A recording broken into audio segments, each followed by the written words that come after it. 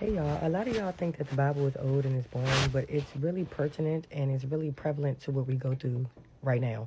Say, for instance, the biblical careers, the careers and the jobs and the professions that the people in the Bible have can be related to today. And I'm going to prove it. Watch this. So, here's my iPad. I'm a teacher, so I'm going to teach you because I don't know what y'all think. Y'all think like God is dead or something, or Jesus is dead. He's a living God. That means he's still alive. That means everything that he said back then still applies today. Okay? So I'm going to teach you about the biblical careers and professions that some of the biblical figures in the Bible had and how they relate to what you do today or what we do or what you might aspire to do today. All right. So agriculture and land work. Farmers and wine dressers. Cain, he was a farmer and a wine dresser. That's based off Genesis 4 and 2. Noah, Genesis 4, 9 and 20. Because Noah also was a farmer and a wine dresser. Okay, a shepherd. Mind you, all of this is agriculture and land work. Shepherd. Abel was a shepherd. David was a shepherd. A fisherman. Peter, Andrew, James, John, and Matthew. Okay?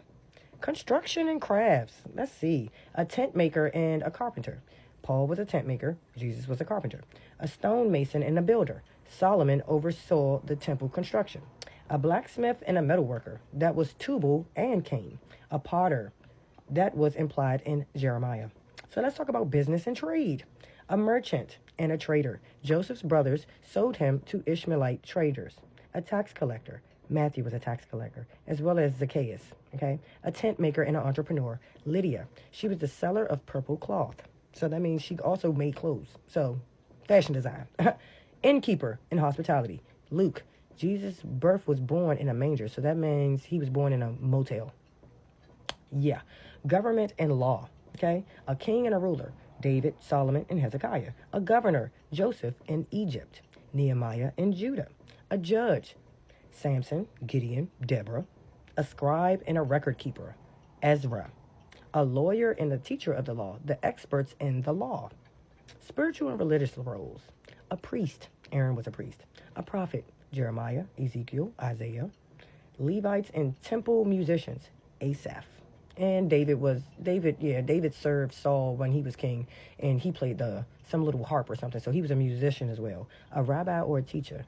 Jesus was a teacher, and Nicodemus was a rabbi. Military and security. A soldier and a warrior. Joshua was a soldier. David was a warrior. A armor bearer. Jonathan's armor bearer. He had one. It's mentioned in 1 Samuel. I just read it. Commander and a general. Joab and Naaman. Those are both from 2 Samuel and 2 Kings. A guard and a watchman. Nehemiah and Ezekiel. Health and care. A physician and a doctor. Luke. A midwife. That's mentioned in Exodus. Shiphrah and Puah. Arts and music. Musician and singer. David played the harp. Asaph led music. A poet and a songwriter. David wrote all the Psalms, and Solomon, his son, wrote the Song of Solomon and the whole book of Proverbs. So, some miscellaneous trades. We also have some bakers. We have some cupbearers, which was Nehemiah. We have a butler. We have a steward, which was Joseph when he was living in Potiphar's house. And then we have a tent dweller and a nomad.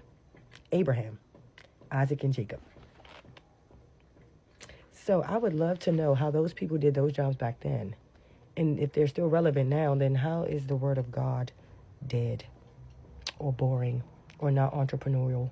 Does not talk about business or trade or wealth or security, economics, fashion. You're welcome.